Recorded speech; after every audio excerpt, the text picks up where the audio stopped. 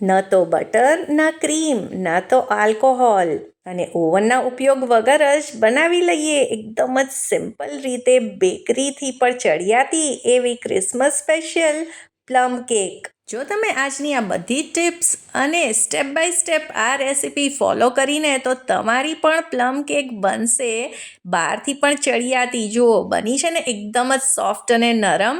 તો રેસીપીને છેલ્લે સુધી જોજો એટલે તમે કોઈ પણ ટીપ મિસ ના કરો. તો પ્લમ કેક ડ્રાય ફ્રૂટ્સથી ભરપૂર હોય છે. તો અહીંયા લઈ લઈશું પીળી કિશમિશ, સાથે જ કાળી દ્રાક્ષ પણ લીધી છે. તેનો ટેસ્ટ પણ ખૂબ જ સરસ આવે છે. હવે લઈ લીધી છે બાળકોની ફેવરેટ ટૂટી ફ્રૂટી. તો અહીંયા તો મેં મિક્સ કલરની લીધી છે. તમારી પાસે જે હોય તે લઈ શકો છો.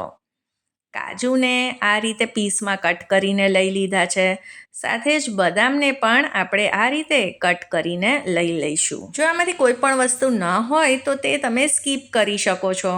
હવે આપણે આમાં લગભગ અડધાથી પોણા કપ જેટલો સંતરાનો જ્યુસ એડ કરવાનો છે, અથવા તો આ બધા જ ડ્રાયફ્રૂટ સરસ રીતે ડૂબે તેટલો. અને પછી લગભગ 1 કલાક માટે આને પલાળવા રાખી દેવાનું છે, તો સરસ રિઝલ્ટ મળશે. હવે આજની આ રેસીપીમાં તમે માપનું ખાસ ધ્યાન રાખજો, કેમ કે જો માપ પરફેક્ટ નહીં હોય તો કેક પણ બરાબર નહીં બને. તો આવી રીતે એક પોળા પેનમાં આપણે 1/4 કપ ખાંડ લેવાની છે અને તેને મિક્સ કર્યા વગર, હલાવ્યા વગર ધીમા જ ફ્લેમ ઉપર આ રીતે મેલ્ટ થવા દેવાની છે. એટલે આપણે આજે ખાંડને કેરેમલાઇઝ કરવાની છે. હવે બબલ્સ આમાં આવી ગયા છે અને લગભગ 80% જેટલી ખાંડ મેલ્ટ થઈ ગઈ છે. ત્યારે જ આપણે તેને મિક્સ કરીશું. હવે ખાંડને આ રીતે કેરેમલાઇઝ કરવાથી જ આવો સરસ કેકનો ડાર્ક કલર આવે છે. હવે આ બોઇલ થઈ રહ્યું છે, આમાં બબલ્સ આવી રહ્યા છે. એટલે જ્યાં સુધી આવો થોડોક ડાર્ક કલર ના આવે ત્યાં સુધી આપણે તેને કૂક કરવાનું છે.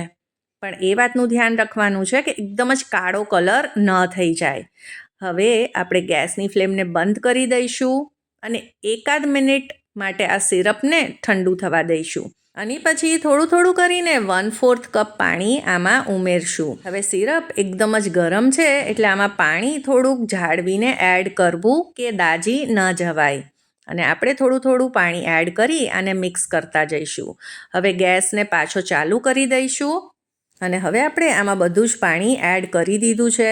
હવે જેમ જેમ આને મિક્સ કરીશું તેમ આ બધું જ સિરપ અને પાણી મિક્સ થઈ જશે, એક રસ થઈ જશે. અને જો કદાચ ગાંઠા પણ રહી ગયા હશે તે પણ આમાં નહીં રહે. હવે આ પાણી પણ સરસ રીતે બોઇલ થવા લાગ્યું છે અને હવે જે થોડુંક પાણી વધ્યું હતું તે પણ આમાં એડ કરી દીધું છે. તો હવે આને એકદમ જ ઉકળવા દઈએ અને હવે ગેસ બંધ કરી આને આપણે ગેસથી ઉતારીને એક તરફ ઠંડુ કરવા રાખી દઈશું. જ્યારે પણ આપણે કેકનું બેટર રેડી કરીએ તેની પહેલાં આપણે તેને જેમાં બેક કરવાની છે તે વાસણ રેડી કરીને રાખવાનું. તો અહીંયા હું આ કેક ટીન લઈ રહી છું. એને ઓઇલથી ગ્રીસ કરી લીધું છે અને તેમાં બટર પેપર લગાવી દીધું છે અને ઓઇલથી ગ્રીસ કરી લીધું છે. તો આ પણ આપણે એક તરફ રાખી દઈશું. આજે આપણે કેક કઢાઈમાં તૈયાર કરવાના છીએ, તો તેમાં આપણે એક કાંઠો મૂકી દઈશું અને તેને ઢાંકી પ્રીહીટ એટલે કે ગરમ કરવા રાખી દઈશું. તો આ ખૂબ જ જરૂરી સ્ટેપ છે. તો હવે પ્લમ કેકનું બેટર રેડી કરી લઈએ. તો અહીંયા મેં 1/4 કપ તેલ લીધું છે. તો આ કોઈ પણ ફ્લેવર વગરનું તેલ લેવાનું. અહીંયા મેં સનફ્લાવર ઓઇલ લીધું છે. તેમાં 1/4 કપ દૂધ એડ કરી દઈશું અને હવે વિસ્કરની મદદથી આને આપણે આ રીતે મિક્સ કરવાનું છે. જ્યાં સુધી દૂધ અને ઓઇલ એકદમ જ સરસ રીતે મિક્સ નથી થઈ જતું, આ રીતે એકદમ જ ક્રીમી નથી બની જતું. હવે આની ઉપર આપણે એક ચાળણી રાખી દઈશું. તો આજે આપણે 1 કપ મેંદાના માપથી આ કેક તૈયાર કરી રહ્યા છીએ. તો બધી જ વસ્તુ એ પ્રમાણે જ લીધી છે. હવે અહીંયા 3 tablespoon milk powder add કર્યો છે. આનાથી ખૂબ જ સરસ રિચનેસ આવે છે કેકમાં. 1/2 ટીસ્પૂન બેકિંગ સોડા એડ કરવાનો છે અને 1 ટીસ્પૂન બેકિંગ પાવડર. હવે 1/4 કપ પીસેલી ખાંડ છે. આપણે કેરેમલ સિરપ બનાવવા માટે પણ 1/4 કપ ખાંડ યુઝ કરેલી હતી.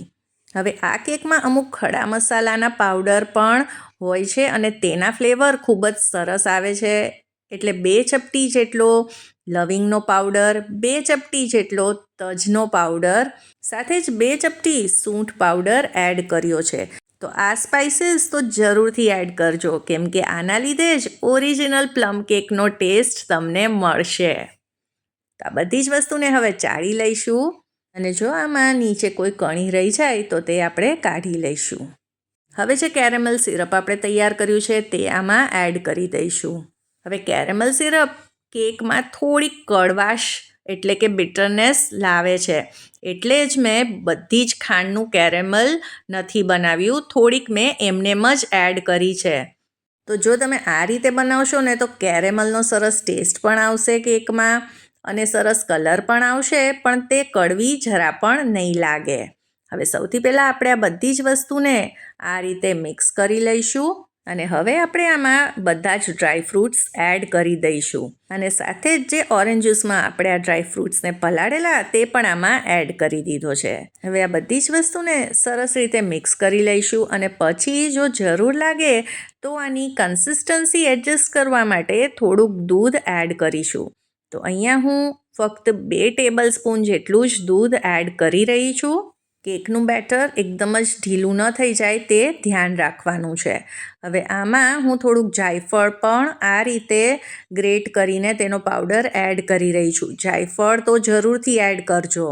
અને છેલ્લે આ રીતે ઓરેન્જની જે છાલ હોય ને તેને આવી રીતે થોડુંક ગ્રેટ કરીને એડ કરવાથી કેકનો ટેસ્ટ ખૂબ જ સરસ આવે છે.